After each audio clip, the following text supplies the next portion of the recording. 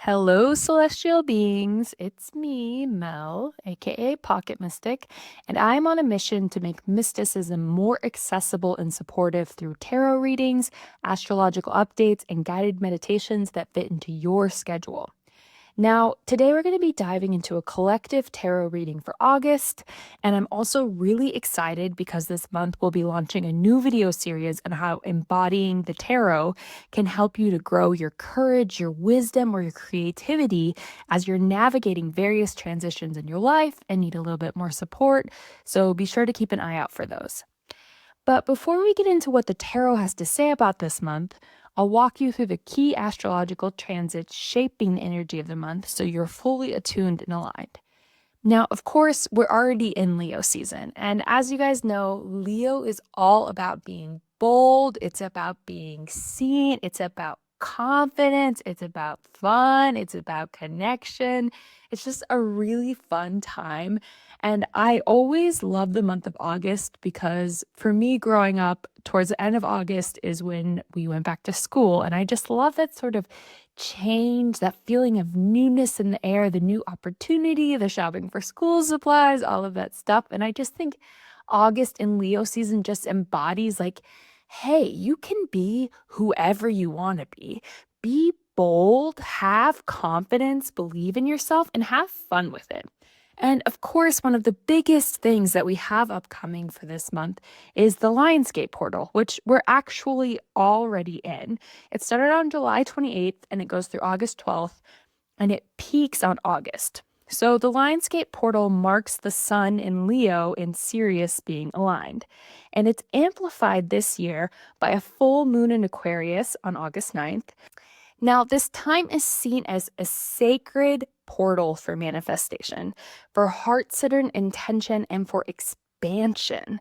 Think spiritual renewal and emotional breakthroughs, and think bold dreams. It's Leo season. It's the Lion's Gate. It's 8/8.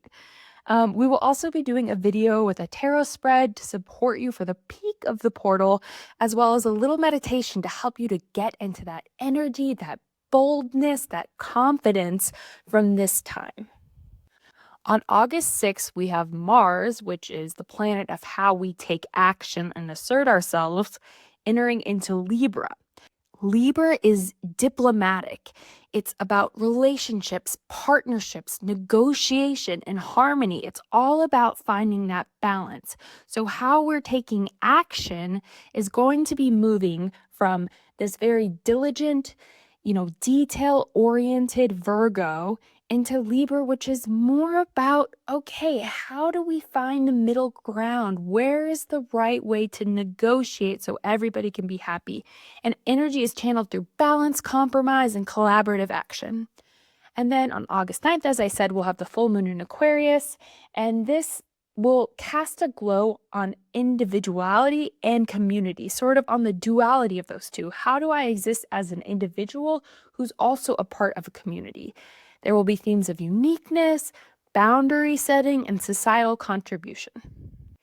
Then on August 11th, Mercury retrograde ends. Okay, so Mercury, the planet of communication, technology, it's going to go direct into Leo. So, the planet of communication, technology is going into bold Leo, and it's offering us relief from miscommunications and delays, clarity and confidence, and creative expression will return, and it will return in a big, bold way. And then also on August 11th, we have Venus going conjunct with Jupiter and Cancer. If you haven't listened to the video on Jupiter and Cancer, I encourage you to go back and to listen to that. It's going to be happening until about July of next year. And it's just a really amazing, wonderful, abundant time.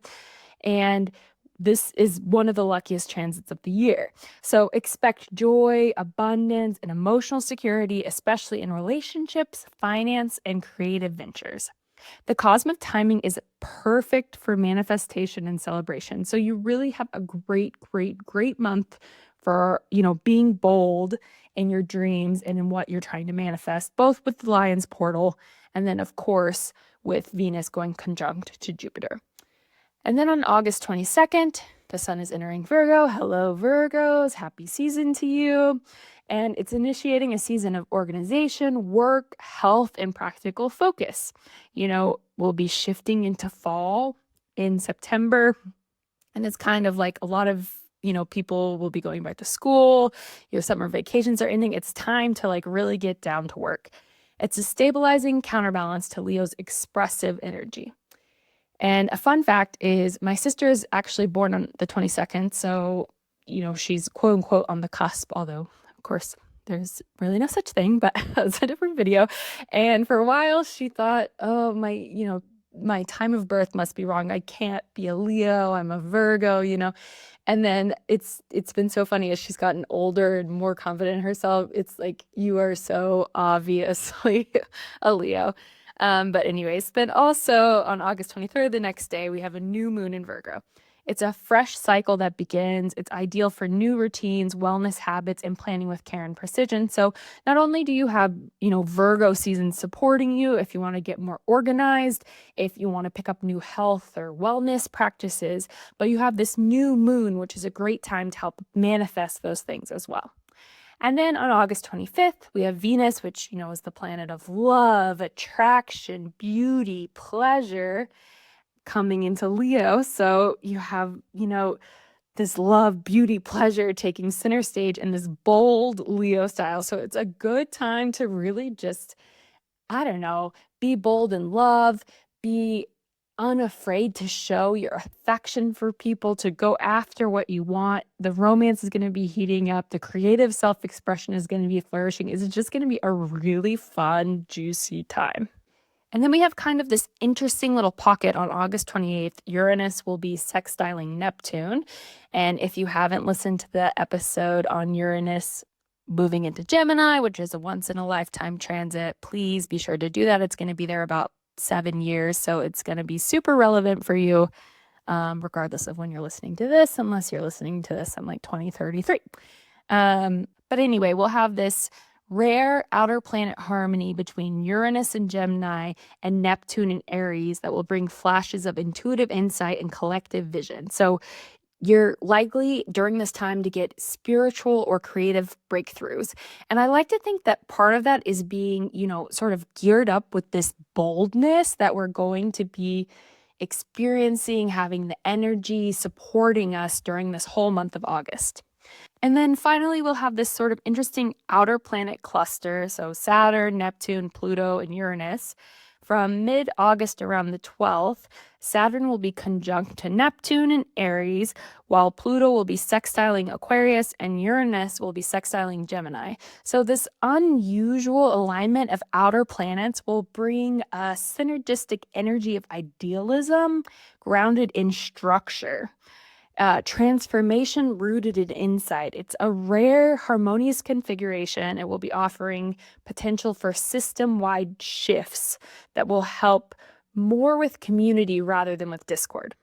So that's the astrological update for the month of August. And then now we'll get into the tarot spread. So you can absolutely use this spread I'm going to outline for your own personal reading. If you want more support with it, you can always book a reading with us at pocketmystic.com.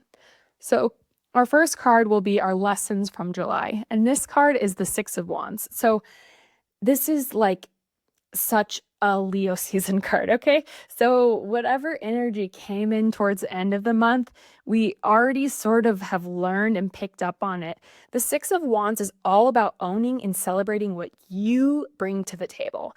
It's the unique things about you that bring you life, that bring you joy, that grow your charisma, that people are just attracted to.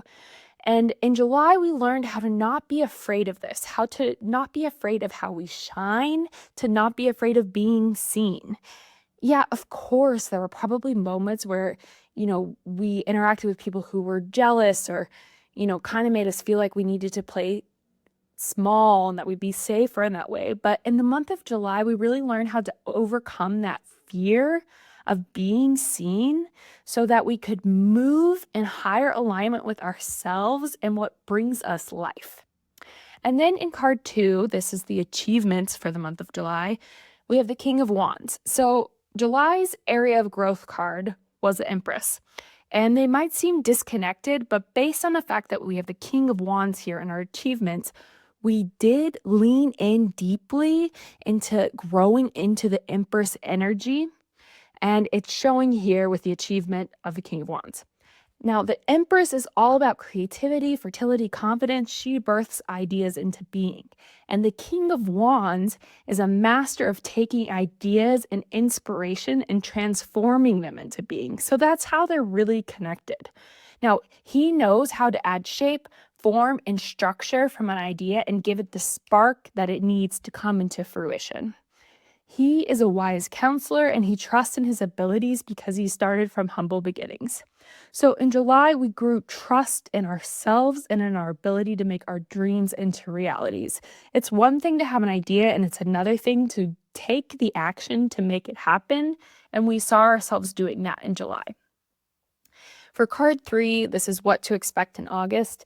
We have the Three of Wands, and honestly, I'm so excited about this. I just feel like this is just going to be such a bold, juicy, exciting, fun month. And the Three of Wands here kind of reiterates that because it is all about growth and opportunity. The world is going to be opening up to us, and we will be finding abundance and opportunities coming to meet us. So, Leo season is a bold season, and this is a time to be bold and dream big and be open to receiving. That part's going to be really important. Are we open to receiving? And we've learned how to have confidence in what makes us unique in this world and how to bring our dreams to light. We've taken the action to prepare ourselves for these opportunities that will be presenting themselves to us during this time. And just remember, if we're holding on too tightly to an idea of how our dreams have to come through, like it will come in this medium, from this job, or from this person, or this opportunity, then we might be blocking or missing the door that the universe is opening for us. So don't hold too tightly to what you think this opportunity will look like. Keep yourself open to receiving that it might be different than you thought it would be. And more than likely, it will be better than you thought it would be. And then in card 4, area of growth, we have the Eight of Pentacles, and this is great with all the opportunities that will be coming our way. The Eight of Pentacles is all about dedication and diligence to one's craft. It is about putting in the hard work and finding joy in your mastery and in your effort. With this as an area of growth, I really think the universe is encouraging us to give ourselves the time and the space to immerse ourselves and our work into focus. In this day and age, it is so hard to focus. It's impossible sometimes. Our brains are constantly being interrupted and being seduced to be distracted. But the more we immerse ourselves in the work we're doing, the more joy we can find in it. And frankly, the better output we're going to have. So this month, how can you help yourself focus? How can you help yourself block out the things that simply don't matter or that don't support you? That's going to be really valuable, especially with these opportunities that are coming your way. And finally, for card 5, we have the advice for the month, which is the Ten of Cups. And I think this is really interesting as an advice card because, usually the Ten of Cups is all about celebrating gratitude. It's about dreams fulfilled, a closing of a chapter, rejoicing in the rainbow.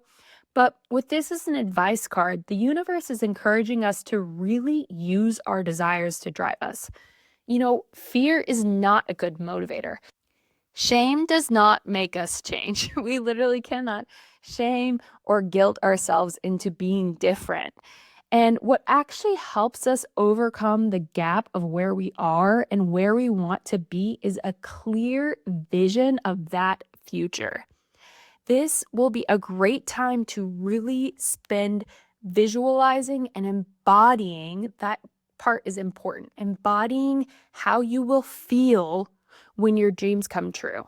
And part of what's important about that too is, like I was saying with the Three of Wands, sometimes we hold so tightly to this idea of how our dreams are going to come true, the how of it, and forget about how we're going to feel. And if we focus more on what it's going to look like and how we're going to feel when it happens, we're more open and available to the different ways that feeling could come into being.